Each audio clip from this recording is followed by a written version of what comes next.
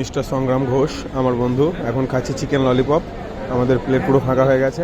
এখন আমরা আছি হাওড়া অভনি রিভার সাইড মলে। দেখতেই পাচ্ছেন এখন দুপুরবেলায় এখানে সবাই লাঞ্চ করতে এসছে, বিভিন্ন রকম থালি খাচ্ছে। তো এটা দেখানোর মেন উদ্দেশ্য নয়, উদ্দেশ্য হচ্ছে এটাই যে আমরাও সব জায়গাতেই যাই, কিন্তু হ্যাঁ সেটা লোক দেখানোর জন্য নয়, খাওয়ার জন্য।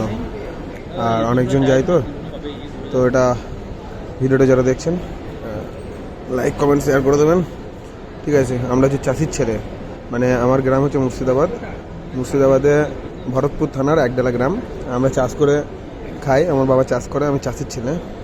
তো চাষার ছেলে হয়ে আমরা সব জায়গাতেই যাই, এইটা হচ্ছে আমাদের বলার উদ্দেশ্য, তাছাড়া আর কিছুই না।